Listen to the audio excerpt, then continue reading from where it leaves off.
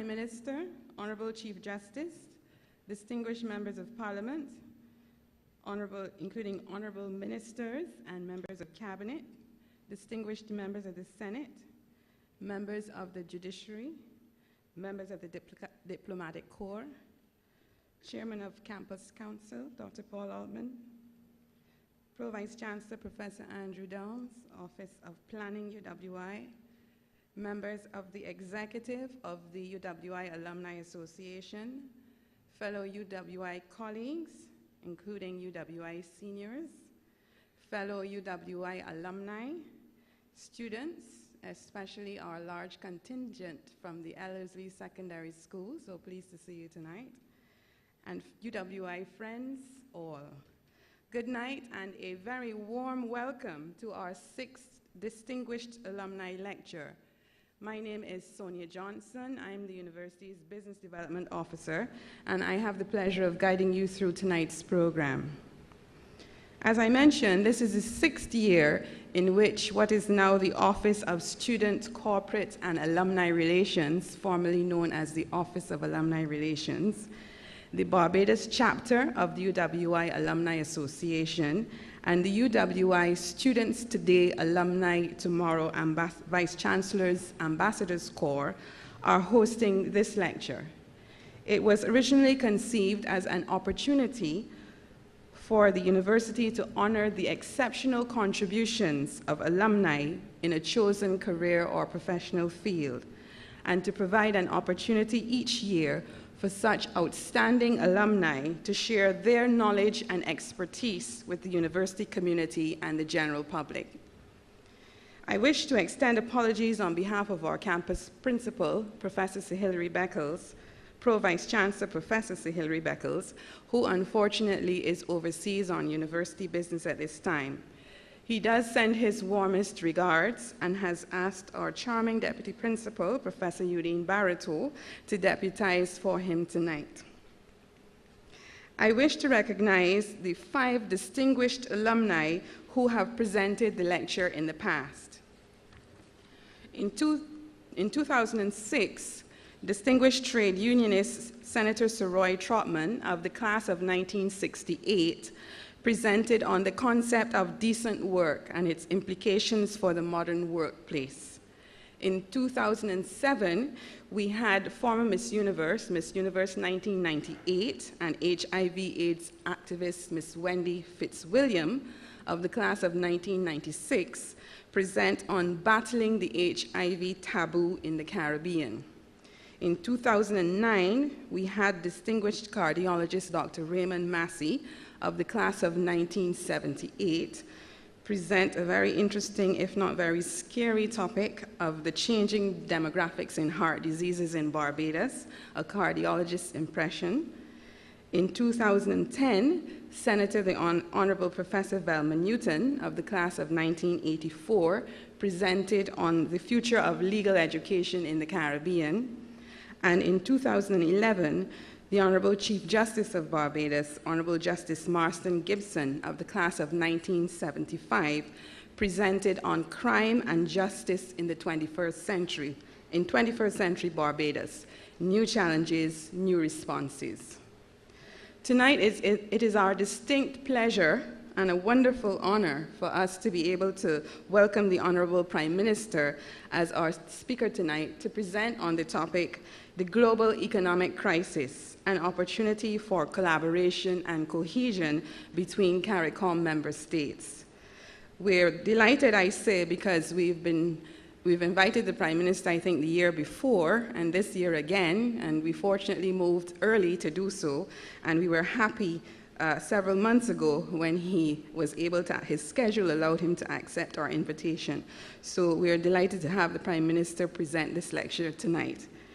Not only is it the first occasion on which we will be having a sitting Prime Minister as a presenter, but the Prime Minister is the first of our presenters to be 3 times a graduate of the UWI Cave Hill campus.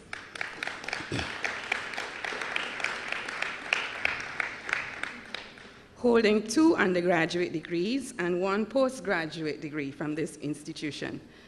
And I know that Sir Hilary would wish me to add, as he always does, that of the 13 prime ministers who are graduates of the University of the West Indies, 8 are graduates of the Cave Hill campus. I had intended to do the math, 8 over 13, what percentage that would be, but I wasn't able to do that. But clearly, we have a track record at Cave Hill campus of producing prime ministers and indeed ministers.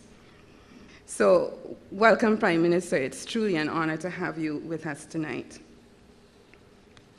I want to acknowledge some of the members of Cabinet and other dignitaries who were able to join us tonight, many of whom are our alumni, indeed. And I recall going to Cambridge University about 2 years ago, and they were boasting of about 30 prime ministers and other dignitaries around the world. And I felt so proud that at Cave Hill campus and at the university in general, that we have been able to produce such a distinguished group of persons who can take up leadership in our country. And I think it really speaks very well of our institution and something of which we are very proud. I'd wish to acknowledge the Honorable Justice Marson Gibson, Chief Justice of Barbados, Honorable Dennis Kelman, Minister of Industry, Small Business and Rural Development, Dr. the Honorable Esther Bayo-Suku, Minister of Labor and Social Security, Senator the Honorable Maxine McLean, Minister of Foreign Affairs and Foreign Trade, and a former president of our Alumni Association, the Honorable Ronald Jones, Minister of Education and Human Resource Development, Honorable Donville Innes, Minister of Health, Senator the Honorable Hainsley Benn, Minister of Commerce and Trade, His Honor, Senator the Very Reverend Harold Critchlow, Deputy President of the Senate, Senator Andre Worrell, Senator Saroy Trotman, Mr. Keith Franklin, Cabinet Secretary, Senator the Honorable Professor Velma Newton, who, as I said before, was a former presenter of this distinguished lecture. So welcome to you all.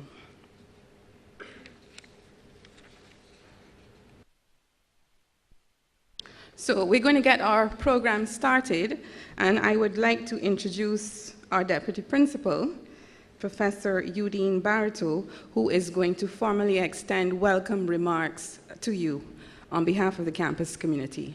Professor Barreto.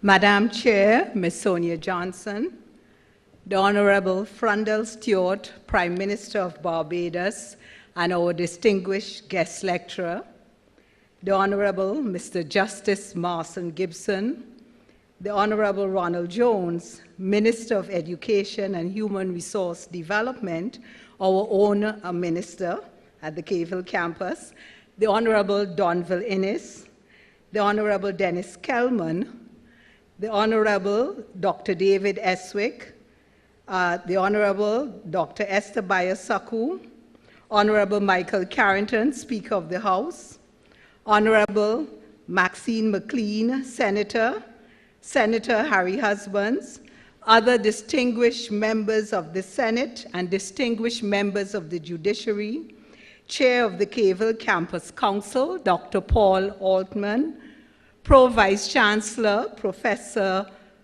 Andrew Downs, Mr. John Williams of the Barbados Private Sector Association, members of the Diplomatic Corps, permanent secretaries, members of the corporate and NGO communities, members of the Alumni Association, senior administrators and members of faculty of the Cave Hill community and other members of the Cave Hill community, members of the media, ladies and gentlemen, and a special welcome to all the pupils, but especially of Ellerslie Secondary.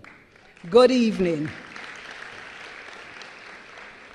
On behalf of Pro-Vice Chancellor and Campus Principal, Professor Sir Hilary Beckles, and the senior management team, I am delighted to wish you a very warm and blessed welcome to the Cave Hill campus of the University of the West Indies. I wish to convey Sir Hilary's sincere regrets that he could not join us on this very special occasion. To all alumni with us this evening, welcome home. To those of you in the audience who have not yet had the pleasure of our academic company, do not despair. It is not too late. We at Cave Hill are continuously expanding our academic programs, improving on the quality of the Cave Hill experience, and ensuring that our faculty is exposed to the best pedagogical practices and strategies. Besides the 3 to 5 year quality assurance evaluations of all undergraduate and graduate programs, our professional degrees are subject to rigorous international standards of evaluation.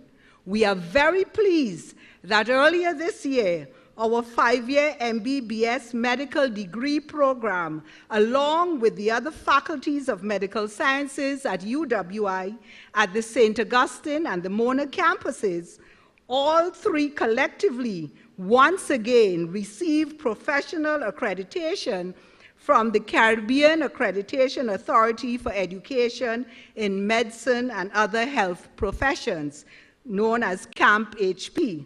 And this was for the period 2012 to 2017, a 5-year accreditation. Permit me to share a brief excerpt with you from the report.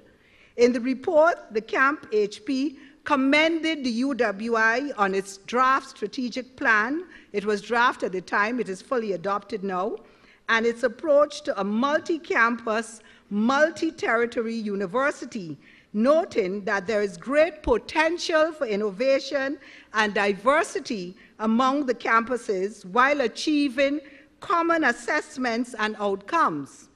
The report also pointed out the strengths such as committed, motivated, and collegial faculty, strong and effective leadership by deans and directors, a good patient mix, and more importantly, the report noted that UWI is producing well-trained graduates. The Cave Hill campus takes very seriously the business of maintaining high standards. This is why the campus is both honored and delighted that the Prime Minister accepted our invitation to deliver the 6th Distinguished Alumni Lecture. Our gathering here tonight represents the collaboration, cooperation, and partnership of all of you who shared interest in the continued success of the University of the West Indies is so vital to fulfilling its mission and vision. At Cave Hill, we speak of this collaboration as a tripartite partnership.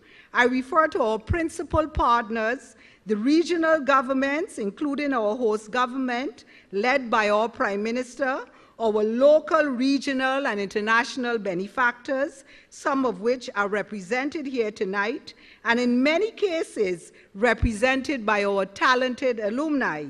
And of course, the third element, the academy itself, an embodiment of all of our colleagues, whether in faculties, student affairs, maintenance, the Institute for Gender and Development Studies, or the Learning Resource Center, all of whom work tirelessly with our external partners to advance the university's mission. The Cave Hill campus has invested in building this partnership because almost 50 years ago, we accepted our responsibility to contribute to the social and economic development of Barbados and the Eastern Caribbean. It is a mission that we have continued from the harbor in 1963 to the Hill in 2012. Former chairman of the U.S. Federal Reserve Board, Alan Greenspan, stated 10 years ago, and I quote, In the 21st century, our institutions of higher learning will bear the enormous responsibility of ensuring that our society is prepared for the demands of a rapid economic change. One meaningful way of contributing to the investment of governments in the provision of university education and the commendable role of the corporate sector in providing a wide range of scholarships and bursaries is a deliberate thrust to greater public philanthropy. The 6th Distinguished Alumni Lecture provides an excellent space to reflect on this. At Cave Hill, we see a growing role for public philanthropy as an engine that can drive the scientific and technical research so necessary for the development of this region. Barbados would have witnessed the recent gift of 40 acres of land to the Cave Hill campus by Mr. Eddie Edgehill, a most generous benefactor whom we thank again. That land is earmarked to promote research and training in sustainable food production and agribusiness, and the eventual establishment of the UE Center for Food Security and Entrepreneurship.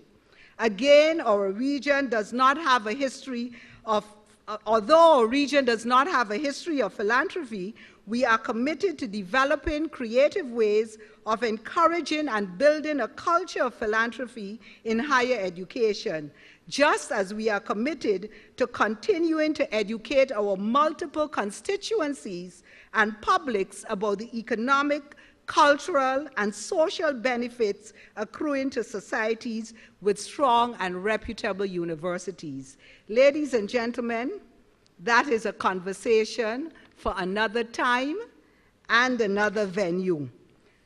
Tonight, the Cave Hill campus welcomes you and invites you to listen to the Honorable Freundel Stuart, Prime Minister of Barbados, as he delivers the 6th Distinguished Alumni Lecture. Welcome all.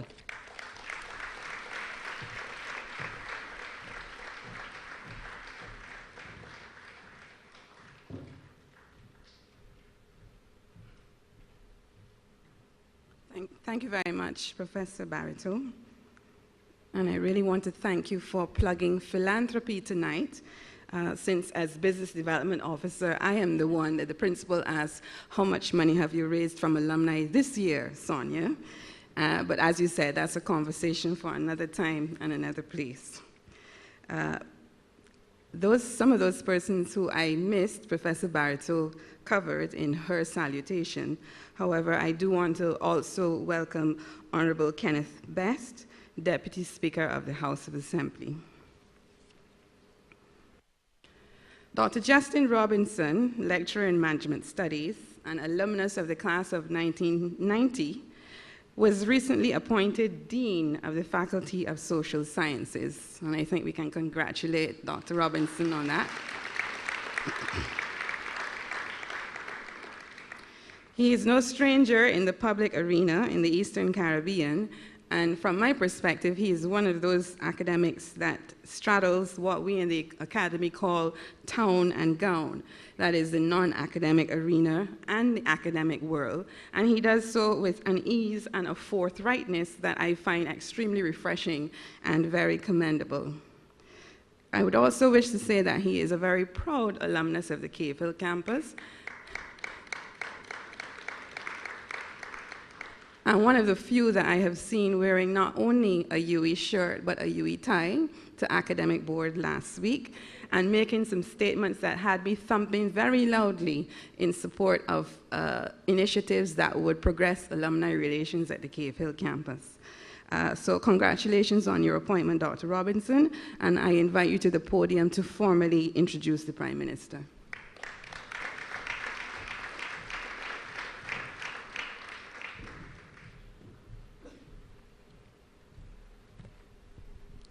Okay, good evening. With protocols so well established by our Deputy Principal, I won't go over those. And tonight I'm only wearing the shirt, no tie. And Sonia, that means we have 62% of the Caribbean Prime Ministers. It's my distinct honor, pleasure, and privilege to introduce to you tonight the 7th Prime Minister of Barbados, who is doing our distinguished lecture.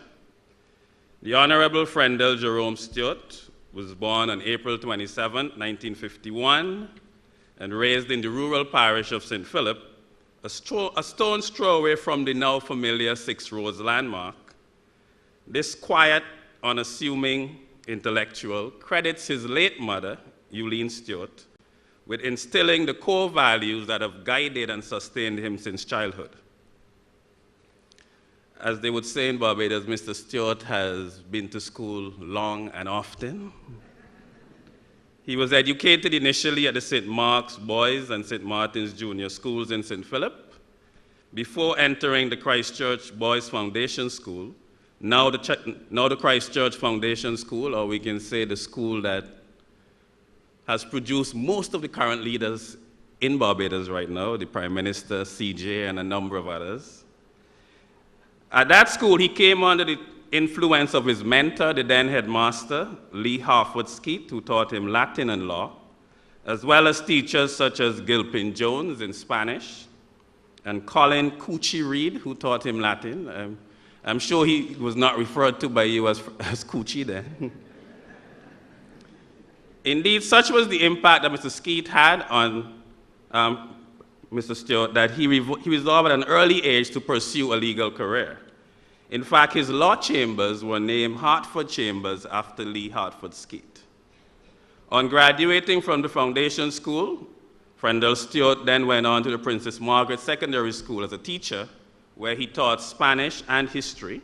There, he was again able to rub shoulders with old school friends like Robert Bobby Morris, Anthony Wilshire, and the late Cameron Taylor, and others.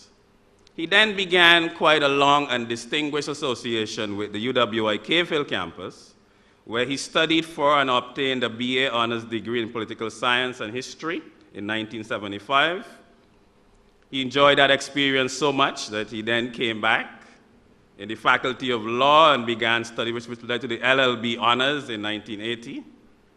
That was so good, he then came back and he pursued the Master of Laws in Public International Law before proceeding to the Hugh Whitting Law School to pursue the Legal Education Certificate. So he's definitely one of our most committed alumni. He certainly enjoyed a stellar legal career. He was called to the Barbados Bar in 1984, where he practiced criminal and later civil law. He was admitted to the Inner Bar in 2008 and appointed a Queen's Counsel. So Stuart is known in Barbados not only for law, but also politics, and this interest appeared to have really piqued in him from very early, and he joined the Democratic Labour Party officially in 1970. In his own words, this party has always subscribed to and promoted the ideals and principles that I hold dear. He has been a stalwart of the Democratic Labour Party and has functioned in various capacities and positions in the party, including that of president. He first entered the rough and tumble world of elective politics in 1994 and was successful in his first riding, winning the seat in the St. Philip South constituency, which he was successful, and he remained in Parliament until 1999. He served in the upper house from 2003 to 2007. In 2008 elections, he switched ridings to his now St. Michael's South seat, where he captured and currently holds that seat.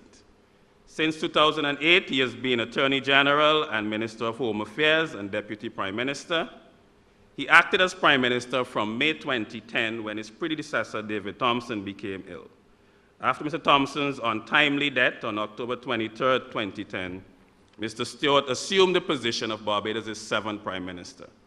He was the alumnus of the month at the Cave Hill campus in February 2011. Prime Minister Stuart has also distinguished himself internationally. He has recently served as a member of the distinguished Global Sustainability Panel set up by the United Nations Secretary General, which completed its work in 2010.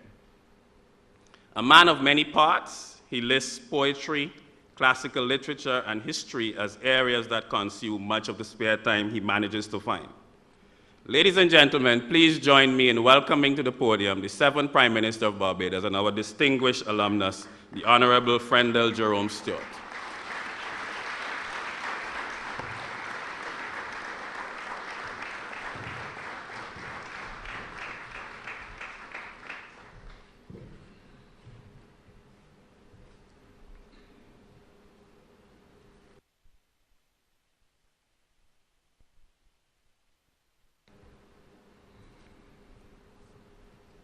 Thank you, Master of Ceremonies, Deputy Principal of the Cave Campus of the University of the West Indies, Dean of the Faculty of Social Sciences, other deans, heads of department and faculty members, Business Development Officer, Acting President of the UWI Alumni Association, President of the UWI students today, alumni of course tomorrow, members of the Cabinet, members of Parliament, distinguished visitors, ladies and gentlemen. I can think of no better place for the delivery of a lecture that touches on Caribbean integration than the Errol Barrett Center for Creative Imagination here at the University of the West Indies at Cave Hill. That the Cave Hill campus is here at all is attributable to the hindsight, the insight, and the foresight of the late Right Excellent Errol Walton Barrow, after whom this center is named. For the full duration of his distinguished public life in Barbados and the Caribbean, his was a restless curiosity and an ever-creative imagination. But there's another reason for the significance of this evening's lecture in this place. As no credible discussion of regional integration in the Caribbean is possible without mention of the name of Errol Walton Barrow. He it was who inspired the establishment of CARIFTA in 1965 with Antigua and Barbuda and British Guyana, and brought it to full reality in 1967 at a conference held here in Barbados, where all of the other member states of the English-speaking Caribbean pledged their troth. Barrow was again one of the 4 signatories to the Treaty of Chaguaramas on July 4th, 1973, when the regional integration movement was further deepened with the coming into being of the Caribbean Community and Common Market. Now, I suspect that your invitation to me to deliver this lecture tonight has as much to do with the fact that I'm a proud alumnus of the KFL campus of the UWI, as with the fact that as Prime Minister of Barbados, I have lead responsibility for the CSME in the CARICOM quasi-cabinet of heads of government. Of course, I feel honored at being thought worthy of the company of those who have preceded me in this annual Distinguished Alumni Lecture Series. The pleasure I feel, though certainly beyond my powers to express, is thankfully not beyond my capacity to appreciate. I am a Caribbean man whose very fiber has been shaped by our Caribbean civilization and by all the various institutions which have molded our being. The topic chosen by the alumni for tonight's discussion, the global economic crisis, an opportunity for collaboration and cohesion between CARICOM member states, is both fitting and timely. It is important that we examine issues like this at the UWI, whose enduring mission is to propel the economic, social, and political and cultural development of West Indian society through teaching, research, innovation, advisory and community services, and intellectual leadership. This distinguished light rising from the West, our own UWI, has been the incubator for the successful careers of many of the leaders at all levels in the region, whether in politics, the public service, the private sector, the trade unions, or non-governmental organizations. The founders of this institution were certain that education from early childhood to the tertiary level was the key to the development and refinement of our human resources and would eventually guarantee the future success of our national and regional efforts.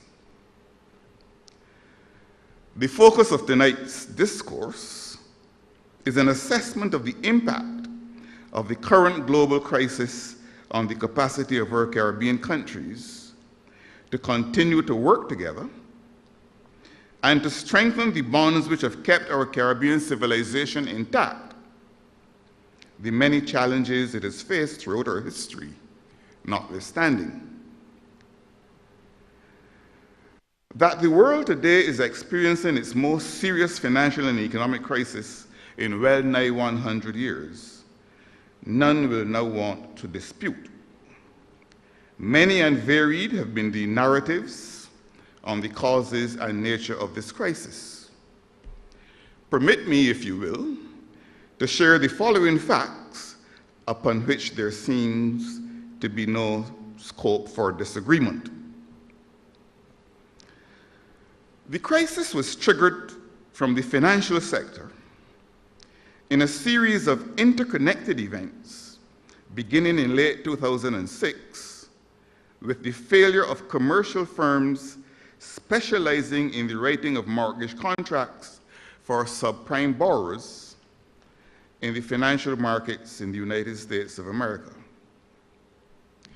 By 2007, there was a resulting global financial crisis requiring major fund injections into banks and financial institutions which were thought to have been sound. But this global crisis was still not yet affecting the real economy in any significant degree.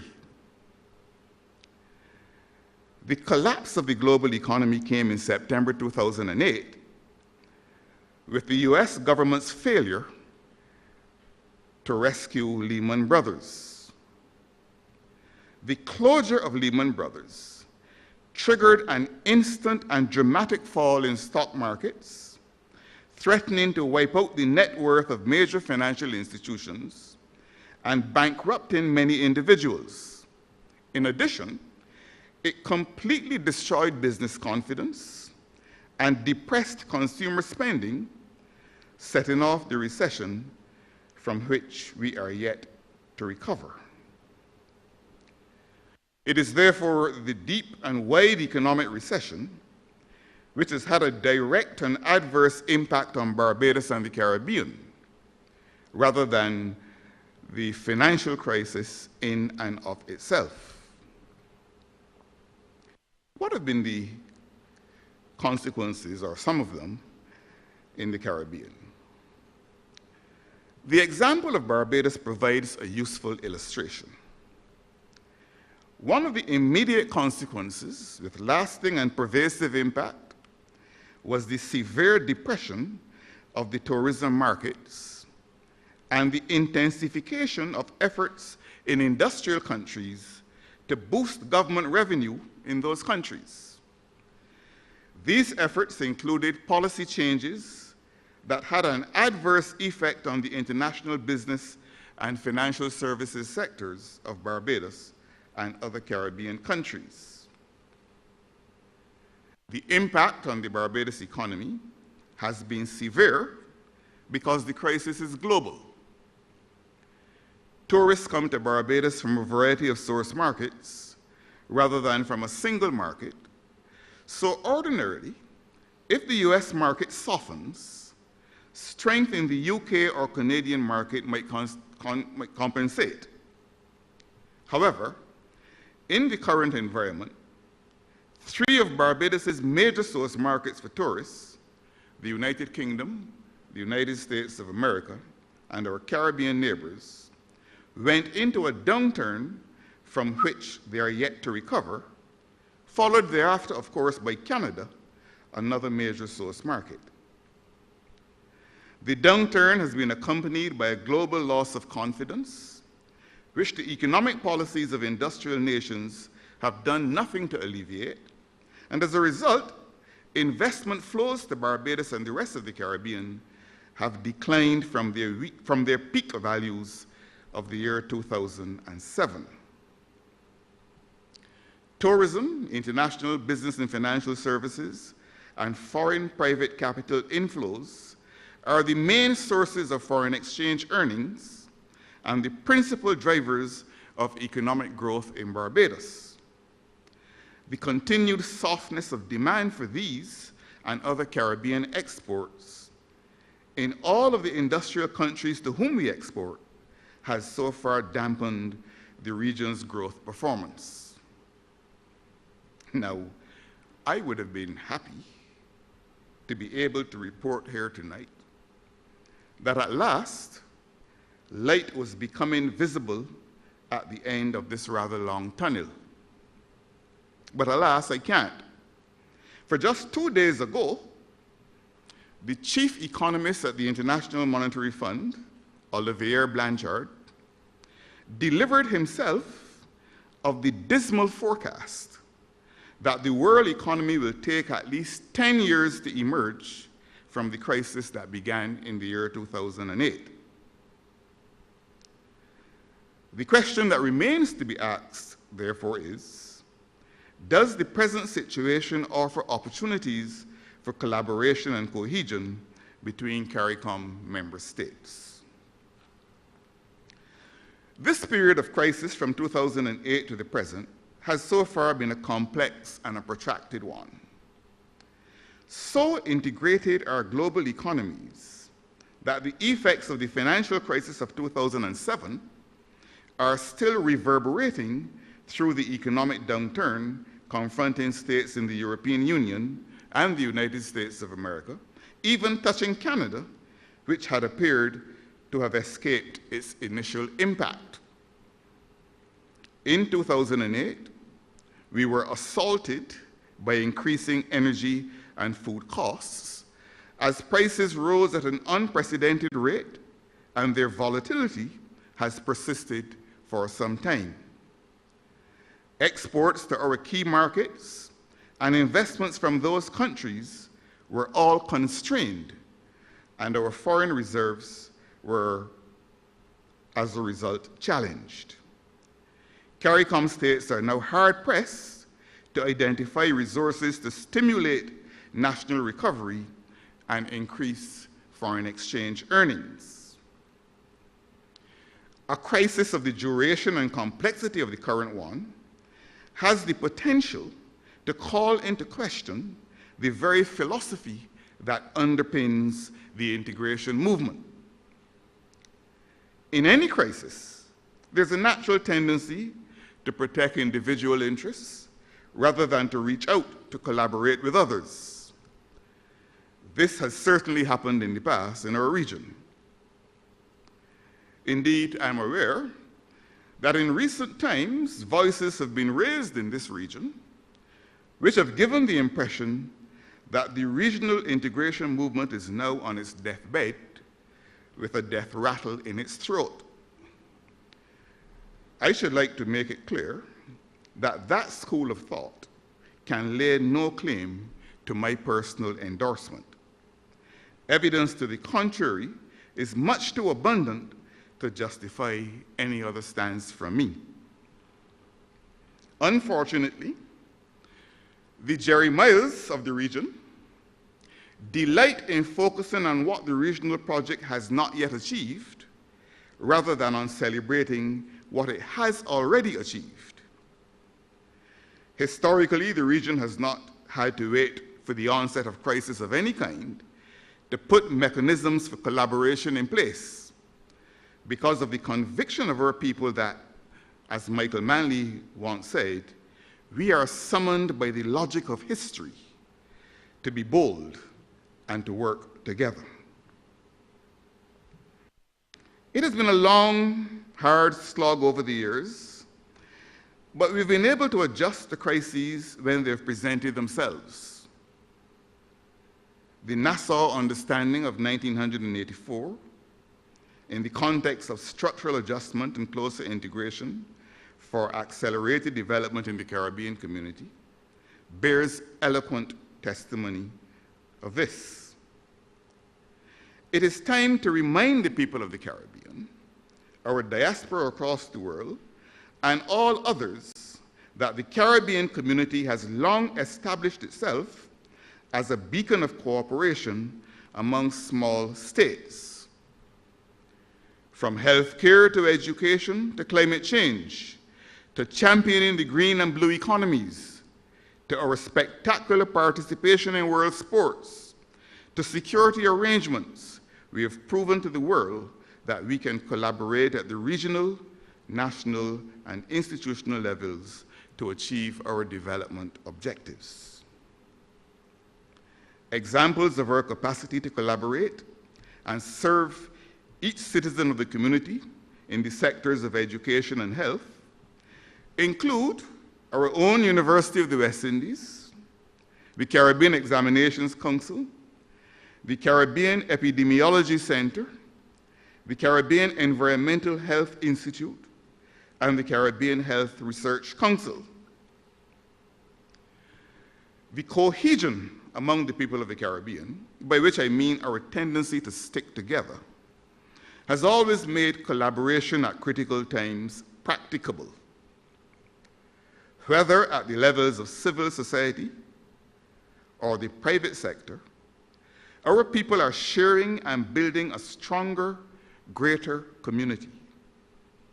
Many large private sector actors have long taken advantage of this common space and use this regional marketplace as a basis for their expanded export thrusts into the global arena.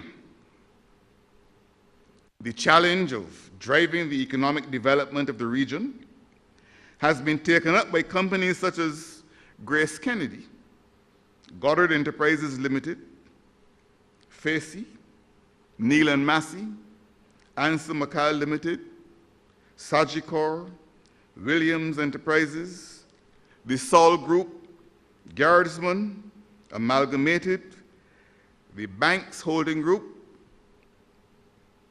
Armstrong Agencies, Bermudez, Republic Bank, and First Citizens Bank, all examples of the collaboration and cohesion that is characteristic in the region. The challenge continues to be for small and micro businesses to take advantage of the emerging opportunities at the regional level. Our region is at work in over 30 regional organizations, several of which are headquartered here in Barbados.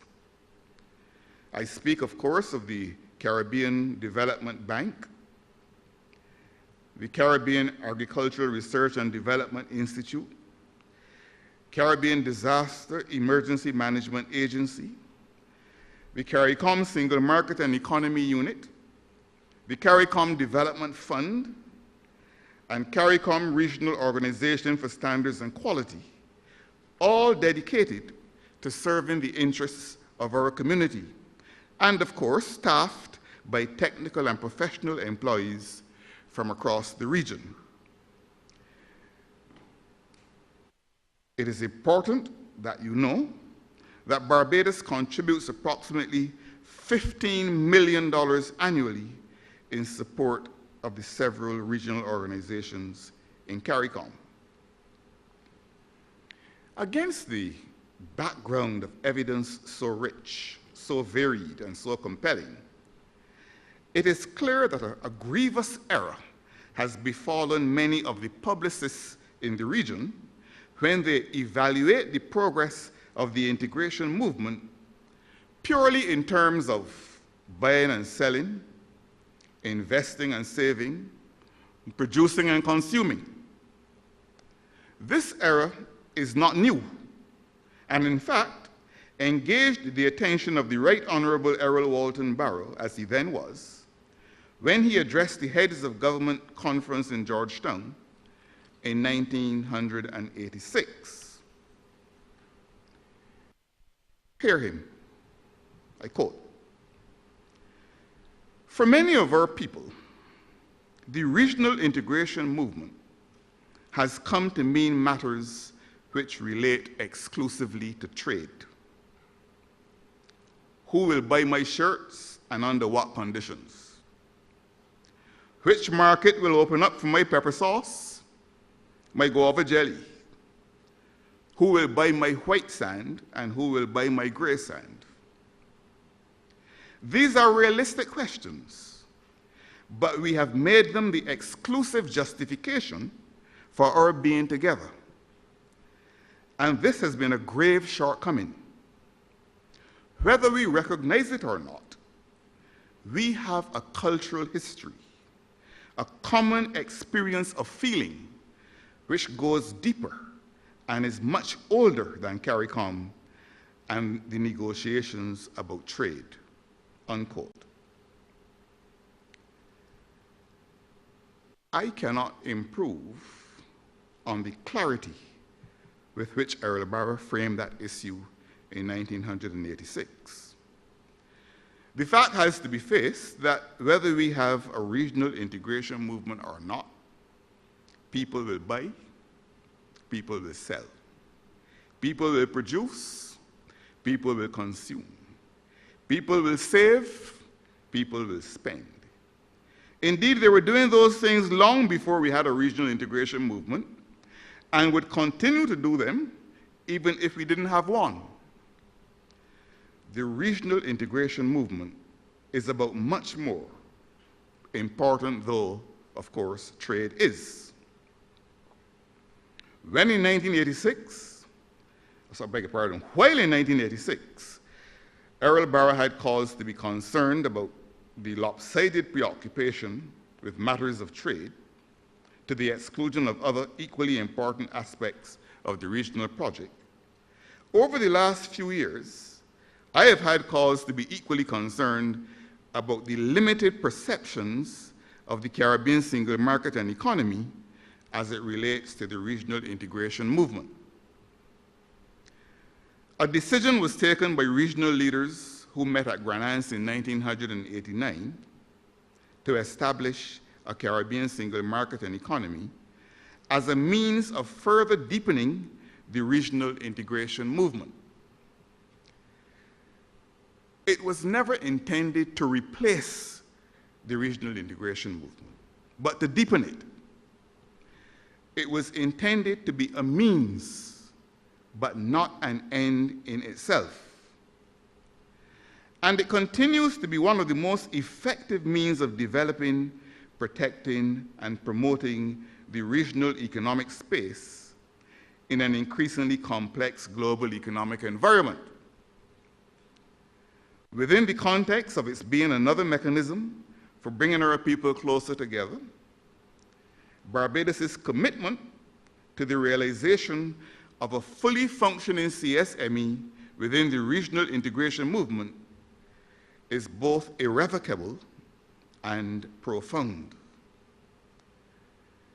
The region has made commendable progress in advancing the creation of the Caribbean single market, resting on the 5 pillars of the free movement of goods, free movement of services, free movement of capital, free movement of skilled labor, and the free movement of enterprises. On the creation of the single economy, however, progress has not been as swift. The issues involved are a little more complex and understandably require more thought and painstaking. When I chaired the last meeting of the Prime Ministerial Subcommittee on CSME in July in St. Lucia, it was the distinguished President of Guyana who highlighted the existence of not too latent fears in some member states of how a single economy might affect a status quo that is working for those member states right now. There are legislative mechanisms to be put in place, institutional structures to be established, and yes, fears to be exorcised. We are moving steadily along, always conscious of the benefits to be derived by our people, but taking note also of valuable lessons to be learned from elsewhere. Let it not be forgotten, though, that an economy, whether local or regional, is not an intellectual abstraction divorced from either the society or from the sectors which give it meaning and life. Unless the sectors in the member states, under the watchful oversight of the 13 heads of government of the CARICOM quasi-cabinet, perform efficiently and satisfactorily, the prospects for a smoothly functioning single market and single economy will, to that extent, be placed in doubt.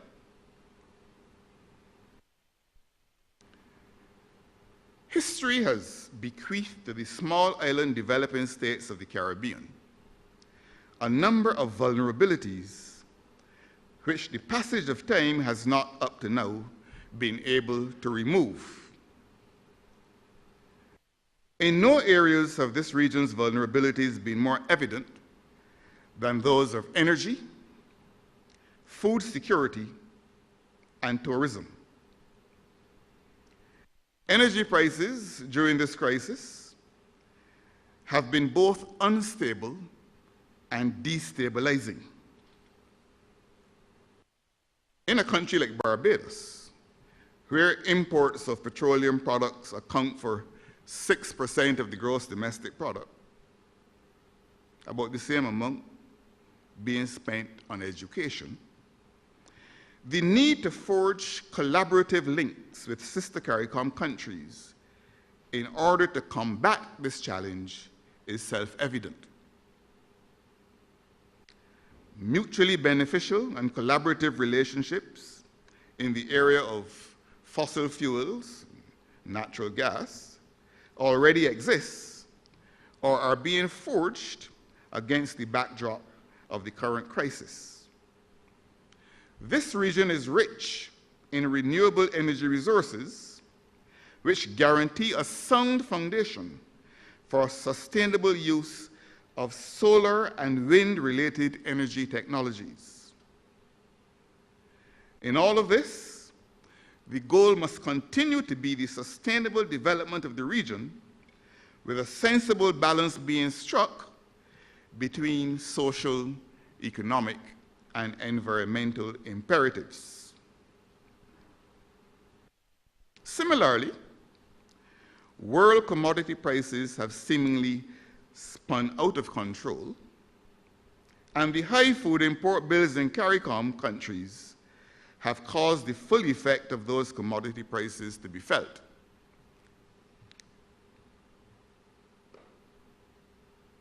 If you are as old as I am, you will recall that as long ago as the 1970s, the late Dr. Eric Eustace Williams, Prime Minister of Trinidad and Tobago, had proposed a regional food plan based on the development of regional agriculture to guarantee food security. He had envisioned the idle hands of the Caribbean being married to the idle lands of the Caribbean in a modernized and technologically driven agricultural sector. That dream has up to now been cheated of fulfillment. And more recently, we've had the Jagdeo initiative, conceived along not dissimilar lines, which I'm aware has been receiving the active attention of regional heads. The CARICOM Agricultural Health and Food Safety Agency, CAFSA, was launched in March 2010 in our sister CARICOM country, Suriname. This has been a long, outstanding, and necessary development on our journey towards ensuring regional food security, with all the attendant regard to sanitary and phytosanitary and other related issues. Regional recognition of the link between a modern and viable business-oriented agricultural sector and regional food security is an indispensable prerequisite to confronting the volatility in world commodity markets. After all, who does not know that access to food and individual survival are indissolubly linked? The need for collaboration in this area, therefore, requires on this occasion no stronger advocacy from me. Tourism is another area crying out for a unified Caribbean response to the challenges which we face. We need to unite even more closely than before as a region, share the best practices worthy of emulation, and acknowledge that it is the Caribbean as a destination, and not so much individual countries, that is facing strong competition from other regions. We have a unique Caribbean brand to market and to protect in tourism, and must do so without hesitation or compromise.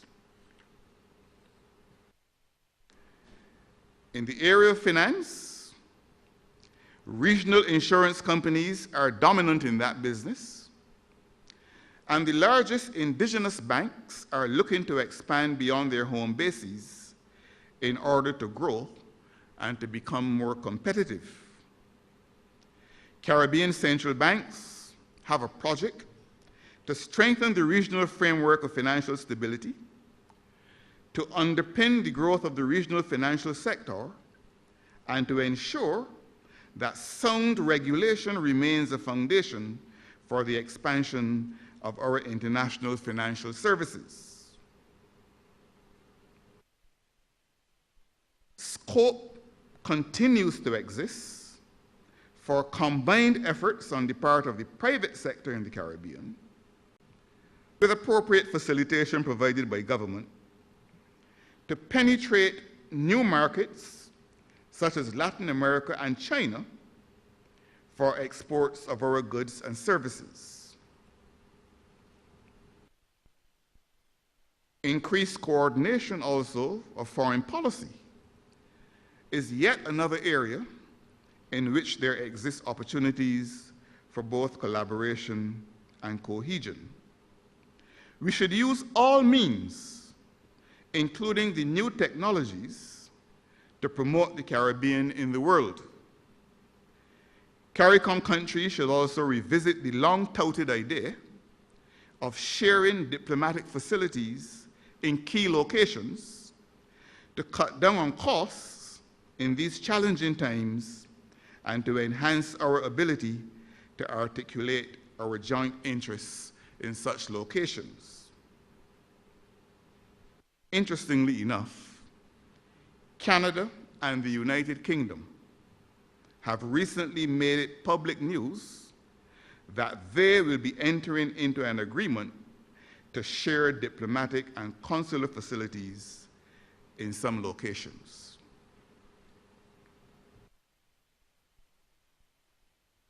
In addition to tourism, the opportunity exists for the region to develop and promote for its goods and services a Caribbean brand, and to invest in the features which make our products and services unique, raise productivity, increase competitiveness, and provide an unforgettable quality of goods and services.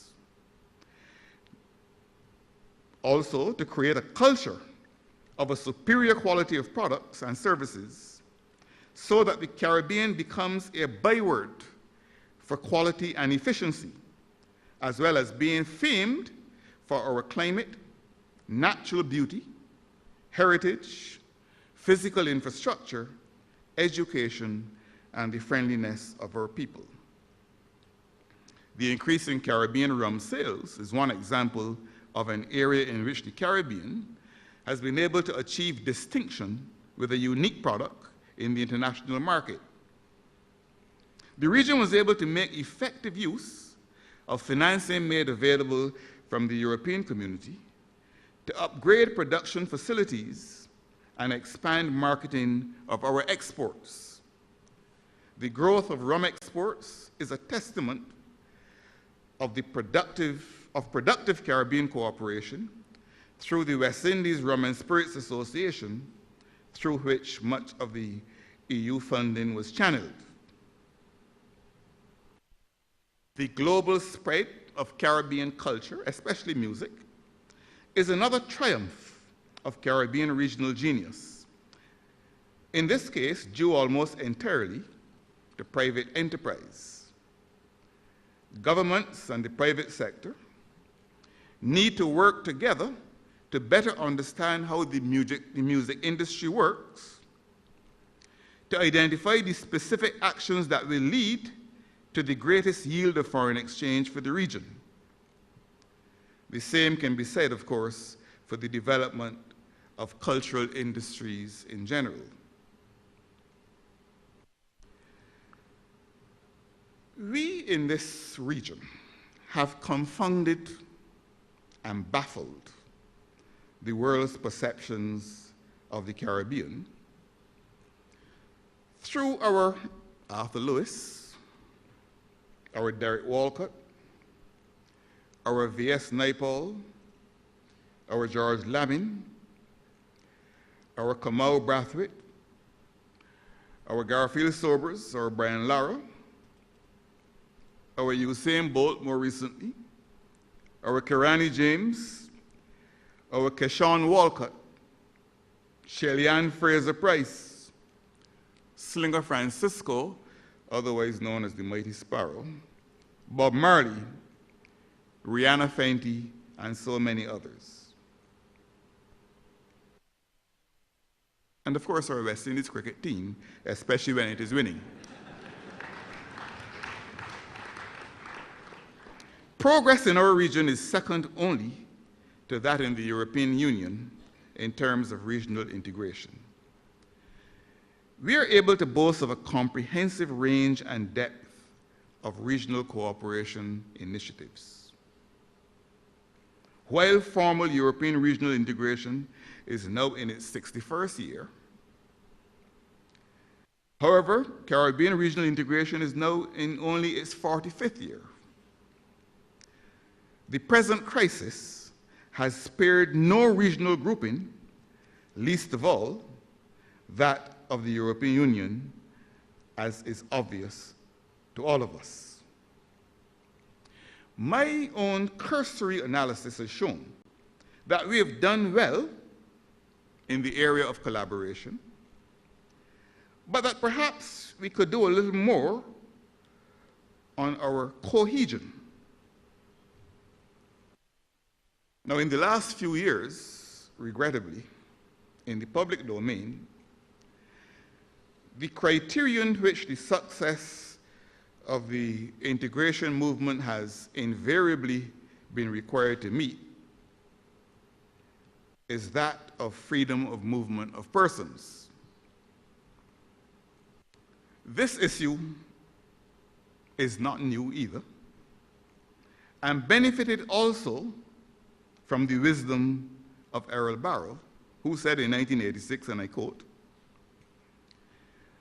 "I should like to believe that we are all committed to the principle of mobility and people interaction.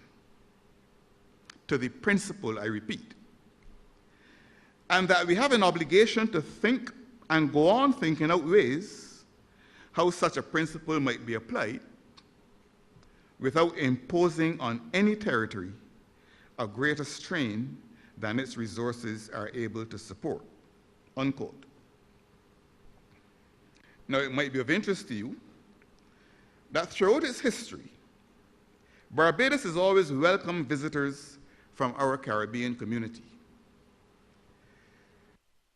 For the past 5 years or so, an average of over 130,000 CARICOM nationals are recorded as entering Barbados every year.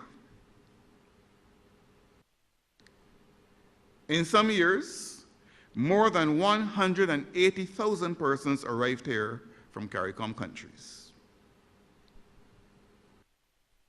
Fewer than 0.6% of these persons were refused entry. Let me repeat that. Fewer than 0.6% of these persons were refused entry. Fewer, that is, than 6 in each 1,000 entrants are refused entry into Barbados. It is my thesis that a festival like CariFesta, as a regional festival, is a symbol of the cohesion at which we aim, but that festival seems to have lost some of its original fire. It is time for us to raise the profile of CariFesta to the exciting and special place that it once occupied in the hearts and minds of the people of this region. Times were in this region when the voice of the regional private sector was loudly raised and heard thanks to the vibrancy of the Caribbean Association of Industry and Commerce. Times were, too, when the voice of the regional labor movement was equally loudly raised and heard thanks to the vibrancy of the Caribbean Congress of Labor. Times were also when the voice of the church in this region was equally loudly raised and heard thanks to the vibrancy of the Caribbean Conference of Churches. Indeed, it is still true that perhaps the most educational newspaper on regional issues to be circulated in the Caribbean was Caribbean Contact, published by the Caribbean Conference of Churches. It seems to me that the resonance of all three of these institutions has now diminished, and their flame is burning low. In the days of their glory, this region did not have as much money as it now has, and was certainly not as technologically sophisticated. I think that the region can gain much from the revitalization of regional private sector, regional labor, and regional ecclesiastical organizations.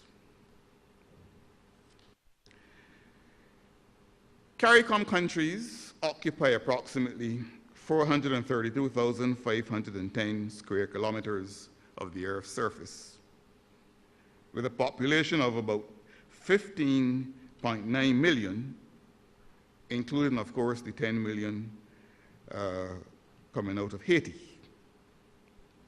We inhabit a great regional house made up of a mosaic of unique and highly varied rooms. We have produced great writers, great thinkers, great jurists, great sportsmen and women, great artists, and great statesmen, among others. We have contributed much to the enrichment of the treasury of human civilization. Errol Barrow, after whom this Center for Creative Imagination is named, always used to say that historically, we have been a people imbued with a sense of our own inadequacy. The impact this region has made on the world attests to the fact that we have long wrestled that sense to the ground and now proudly and confidently take our place in the concert of nations where we assert our entitlement to an improved quality of life for our people. We have up to now negotiated with deftness and skill the challenges posed by the global economic crisis, from which we are now being told the world will take another 6 years to recover. Let us ensure, each one of us in this room, that our capacity for collaboration, for cohesion, and yes, for creative imagination is mobilized for the continued benefit and upliftment of the people of our beloved region. Thank you very much.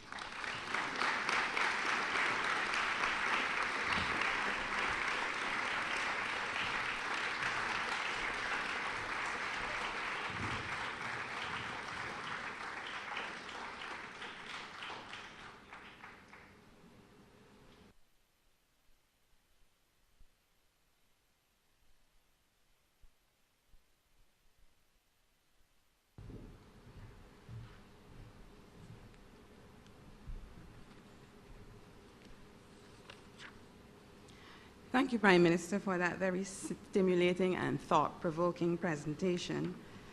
You reminded us of the symbolism of being in this auditorium, the Errol Barrow Center for Creative Imagination, and the role of our national hero, the Right Excellent Errol Walton Barrow, in fostering regionalism and, in fact, in establishing this Cave Hill campus. I think the story is told that he flew around in his plane looking for a spot for the campus, and then he said there it would be on Cave Hill. So you reminded us of the importance of the contribution of the Right Excellent Errol Walton Barrow. You painted a picture for us of the impact of the global economic crisis on tourism, on investment, on exports, on our foreign reserves. You pointed out those regional institutions that were sticking together and doing well, UWI being one of them, CXC, CDB, CrossQ, and you encouraged the publicists, as you call them, Jeremiahs, to exercise their fears and bring their skills to bear on critical issues facing our region, such as renewable energy, sustainable development, food security, tourism, issues in the international financial services, and on foreign policy. And you painted a picture of our successes in terms of building a global Caribbean brand. Interestingly, one of our big successes is in selling rum internationally. Culture, music, sports, literature, and you had a wonderful turn of phrase that we enriched the treasury of human civilization, which I thought was so beautiful about our contribution to the globe. You called for a revitalization of some of those regional institutions that are now and can be strengthened, and regional festivals such as CariFesta, CAIC, institutions like the Caribbean Congress of Labor and CCC. You called for their revitalization. And, you know, basically, you said, as the Jamaicans say, and as I was saying during the Olympic Games, we lickle, but we tolerable, you know? And we want to get away from that sense of inadequacy with which we are imbued and big up ourselves and stand proudly on the Caribbean stage as one region. And I think our university has always done so. West Indies cricket, they say, is one of those things that brings us together as a region, and the other thing is the UWI that brings us together as a region. So thank you for that broad-ranging and comprehensive discourse this evening. And we would like to invite one or two questions from the audience, and I would ask you to focus your attention on our topic this evening and limit your questions around the topic this evening. And I will be vigorously enforcing that. Any questions?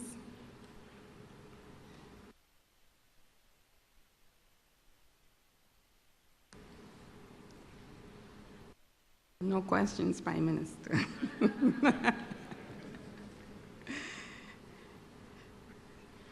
Thank you so much. So let's again thank the Prime Minister for that presentation.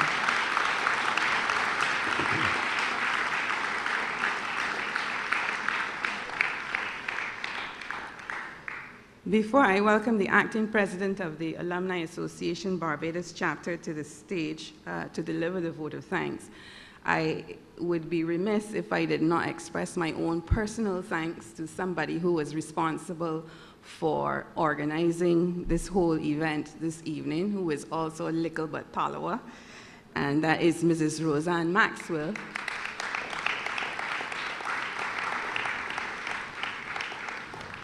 who will be flitting around somewhere, but who is in the back. And I want to say thank you, Roseanne, for all that you have done. In particular, for holding alumni relations together during the past year, during my absence. Roseanne is a one-woman alumni office, and she gives 110% every day. And I want to thank you, Roseanne, for that.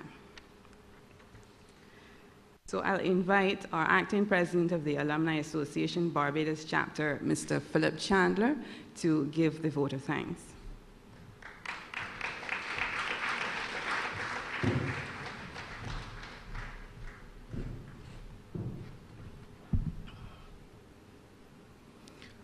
Ladies and gentlemen, good evening. It is my distinct pleasure to move this vote of thanks this evening in such an illustrious company. Prime Minister, Honorable Freundel Stuart, thank you for taking us through this journey, not only internationally, but throughout the region in terms of culture, people, industry, and looking ahead to the way forward. I found that it was indeed very informative, and I'm sure to the youngsters from the secondary school, I'm sure that this will be interesting and very useful in terms of perhaps your school-based assessment. Chief Justice, ministers of government, members of the Senate, senior university officials, and other protocol also established. I would first like to also thank our Master of Ceremonies, Ms. Sonia Johnson, who's very instrumental in these events. Thank you very much for being here and ably carrying this ceremony forward. Professor Eugene Barto, we thank you also for your very inspirational welcome. And to Dean Dr. Justin Robinson, Dean Faculty of Social Sciences, we thank you for your very comprehensive introduction of the Prime Minister.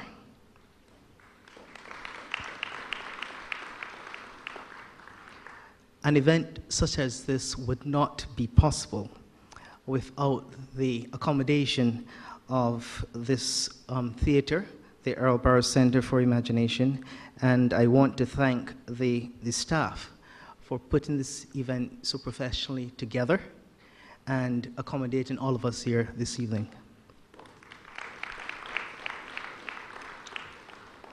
To the ushers of the university who were so ably escorting us to our various locations, we want to thank you for so professionally and courteously accommodating us here this evening. To the staff of the Office of Student, Corporate, and Alumni Relations, we want to thank you again for putting together yet another successful, in my opinion, 6th annual alumni lecture.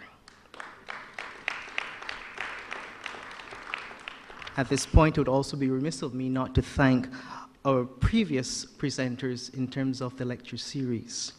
Sir Roy Trotman, Ms. Wendy Fitzwilliams, Dr. Raymond Massey, Senator the Honorable Professor Valmont Newton, and the Honorable Justice Marston Gibson.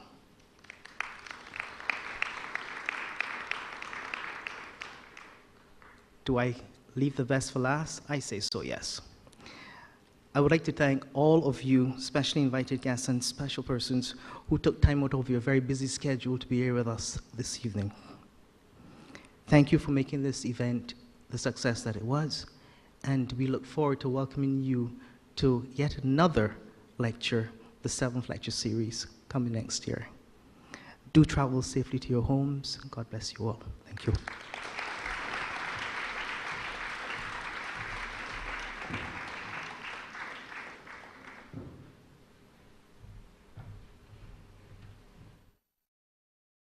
Philip.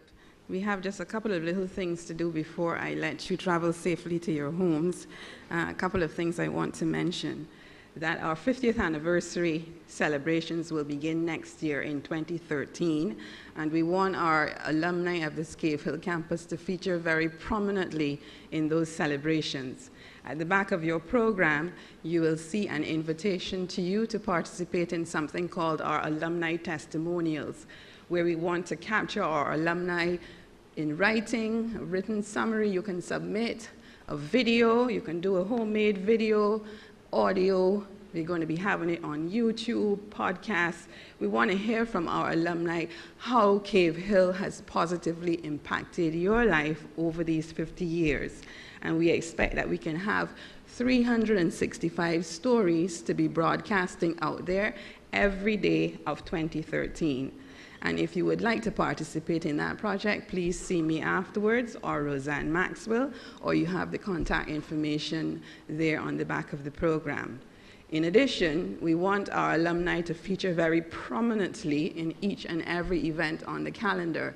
And we are trying to get persons to volunteer to be peer recruiters, so that if you graduated in 1970 from the Faculty of Law, we want you to come forward and say that I am going to get together my fellow alumni from that year, and we are going to participate in Run UE Run in a big way, and we're going to participate in all of the events during the year. So if you are interested in being a peer recruiter, as I'm calling it, please see me or speak with Roseanne.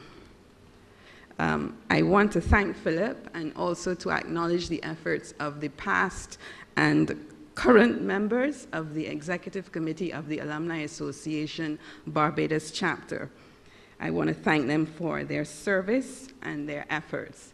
And I want to urge all our UWI alumni in the audience and who will be listening when we broadcast this, please don't ask what the Alumni Office is doing for me or what the university can do for me or is doing for me. Ask, what can I do for the university?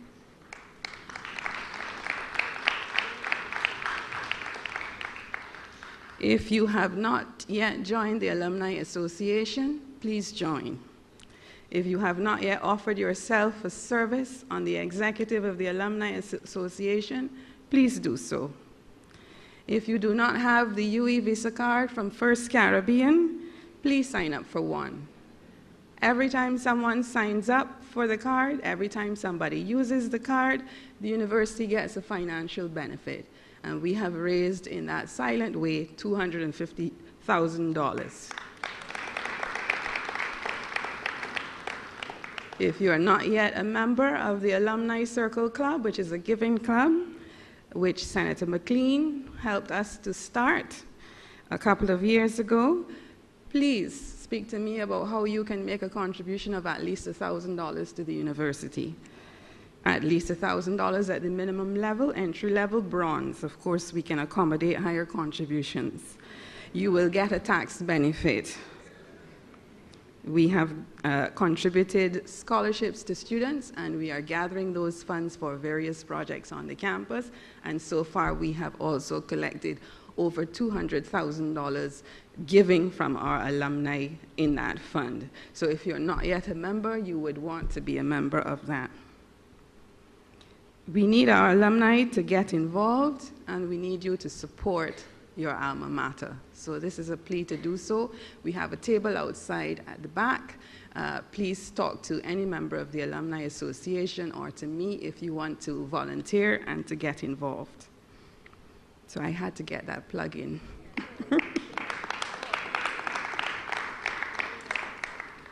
The UWI Students Today, Alumni Tomorrow ambassadors strive to be leaders to their fellow students, alumni, and the UWI community. They introduce students to the importance of alumni relations, loyalty, and service. They educate students about the Alumni Association and the relevance of exactly what the Prime Minister was speaking about tonight, Caribbean cross-cultural integration. That is their role. They travel around the region speaking to other young people about that. And their role is to cultivate in students the relevance of a lifelong relationship with the University of the West Indies. And so it's my pleasure to invite the Cave Hill presidents of the UWI Students Today, Alumni Tomorrow, Ms. Nicolette Wright of the class of 2013, who is a student in the Faculty of Law, to close tonight's proceedings by making a presentation, a token of appreciation to the Prime Minister. Nicolette.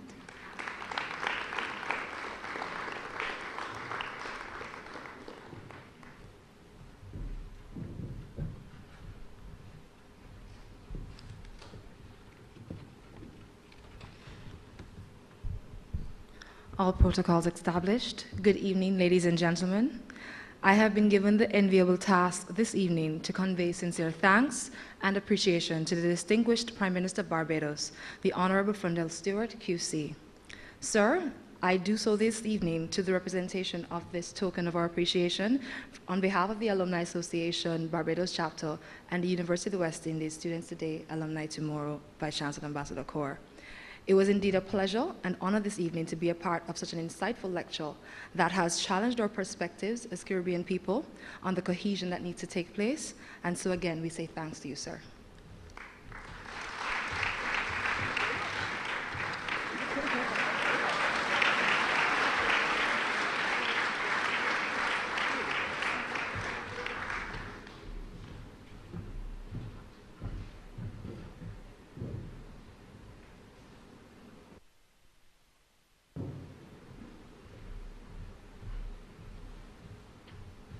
Dare I say another Prime Minister in the making? Thank you, ladies and gentlemen. It was a wonderful pleasure to have a full house tonight, and we invite you in the foyer for refreshments to mix and mingle and chat a little bit more on the topic. Thank you so much.